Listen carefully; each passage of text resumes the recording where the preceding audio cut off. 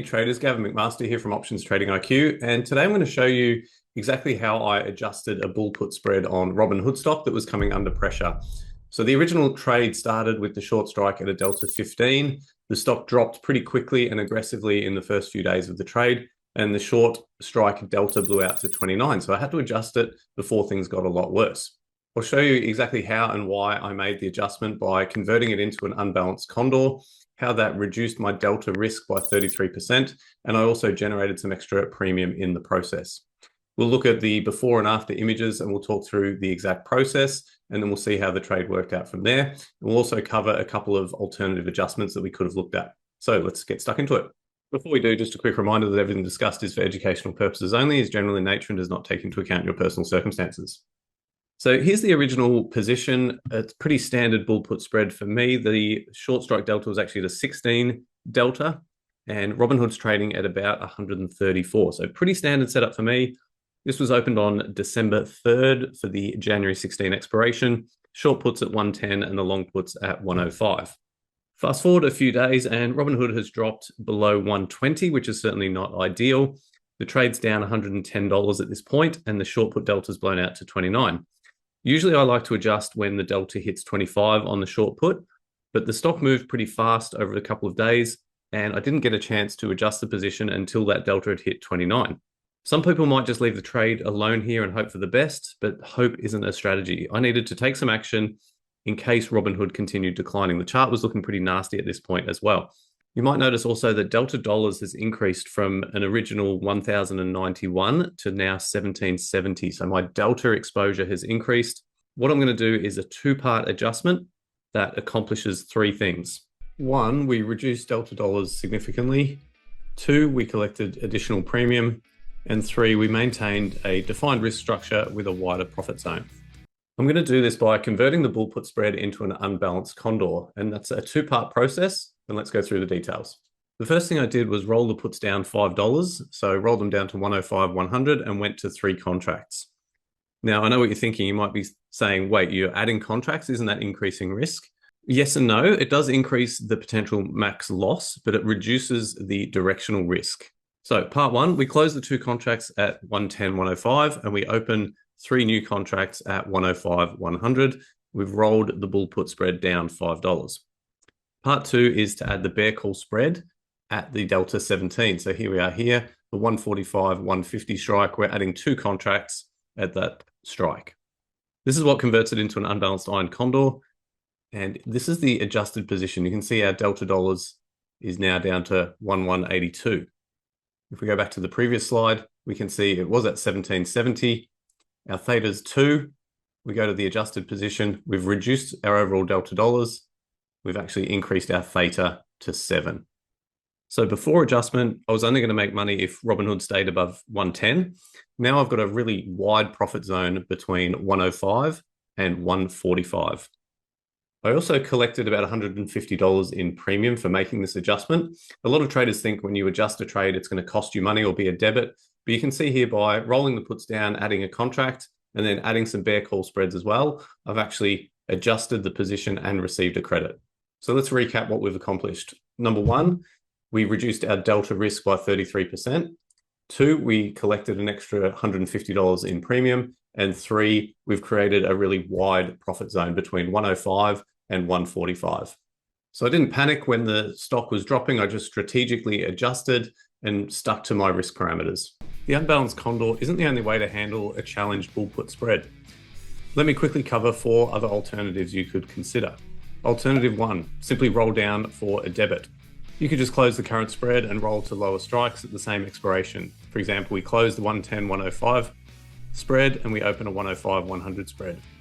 That's going to cost money or be a debit transaction. The pros are it's simple, it's straightforward, and it reduces our delta. The cons are that you're still one-sided bullish and you've lost some premium. Alternative 2, roll out in time. Keep the strikes the same, but roll to a later expiration. Close January, open March, but keep the strikes the same at 110, 105. The pros of this are that it gives you more time to be right, and you usually collect a credit from the extra time value. The cons are that it ties up your capital longer and it doesn't really reduce your delta exposure. Alternative 3, convert to a butterfly. We could potentially add in a debit spread above the current position to create a butterfly structure. This caps your losses significantly. The pros are that it reduces risk and there's flatter downside. The cons are that it costs money and you've got a lower max profit. Alternative 4, close and move on. Sometimes the best adjustment is just taking the loss and redeploying capital elsewhere. And honestly, that's a perfectly valid choice. If your thesis has changed and you don't believe Robinhood's going to find support at that level, take the loss, close it out, move your capital elsewhere, and move on to the next trade. Don't get married to a position. If your thesis has changed, close it out. In this case, however, I was happy to maintain exposure to the stock just with a restructured position and a restructured risk graph. Alternative 5, do nothing. If you have conviction, proper position sizing, and the stock is at a support level, sometimes letting it work is fine. But that's a strategic decision, not just hoping the trade's going to recover. That's a big difference. So doing nothing is actually a strategic decision. Personally, I'm not a huge fan of doing nothing. I like to be pretty proactive and pretty early with my adjustments. The reason I adjusted to an unbalanced iron condor is it gave me everything I was looking for. It reduced my delta risk, it brought in some extra premium, and it gave me a much wider profit zone on the trade. So let's go and see how the trade worked out in the end. So by the end of December, Robinhood had stayed relatively stable. Our overall unbalanced iron condor has decayed nicely.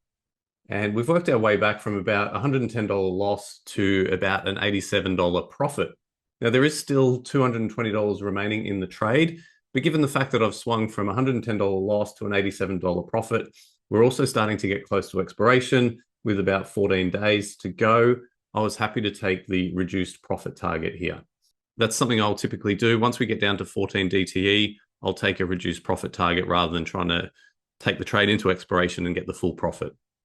All right, let's wrap things up with some key takeaways from this trade. Lesson 1, adjust early, not late.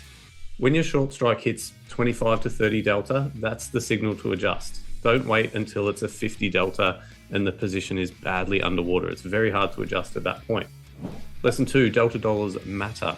Don't just look at the short strike delta. This position on Robinhood went from 1770 delta dollars to 1182. So that's a real reduction in directional risk. Lesson 3, credit adjustments are possible. Don't assume adjustments always cost money. By getting creative with the structure, like adding those call spreads, you can actually adjust for a credit and receive premium. Lesson 4, unbalanced structures have purpose.